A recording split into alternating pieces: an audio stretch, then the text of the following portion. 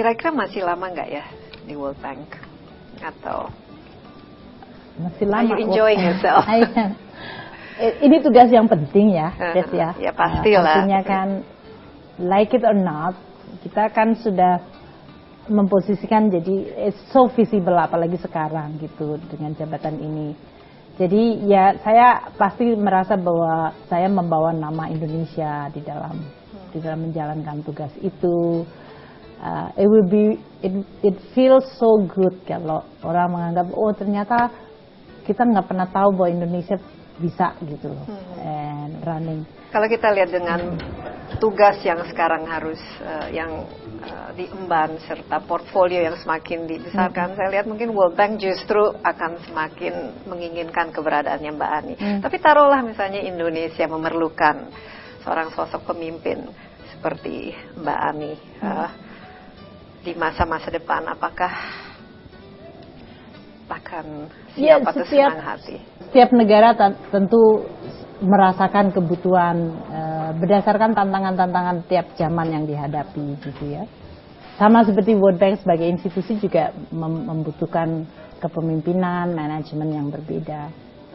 Saya percaya tuh banyak orang Indonesia yang punya kapasiti untuk mengurus Indonesia, memimpin Indonesia berdasarkan tantangan yang dihadapi pada saat ini. Tapi siap ya untuk kalau misalnya dibutuhkan, sangat bersedia tentunya kan. Kalau memang untuk kebaikan Indonesia kan. Saya rasa kalau untuk saat ini gini aja deh, Des. I know that you are trying to get something from me. Saya ulang sekali lagi, filosofi saya adalah kalau saya bekerja di suatu tempat, I will focus on that job. Karena itu adalah salah satu bentuk saya yang saya sebutkan komitmen, integrity, dedikasi, even loyalitas supaya kita bisa memberikan yang terbaik. Saya melakukan itu karena saya percaya bahwa itu akan memberikan kebaikan yang lebih banyak lagi, beyond that institution.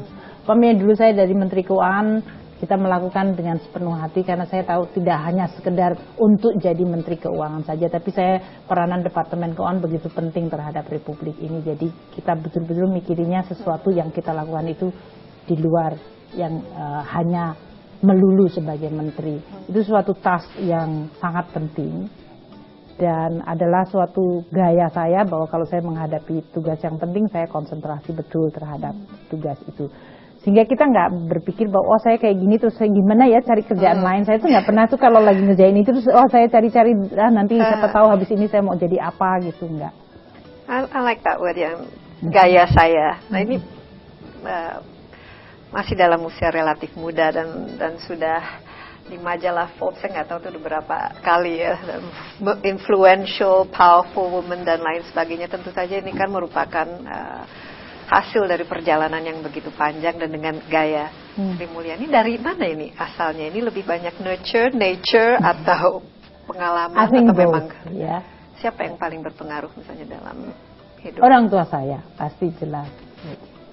My parents both adalah pendidik ya. Jadi mereka memang by design waktu mendidik 10 anaknya sering melakukan evaluasi kayak guru aja di kelas gitu loh.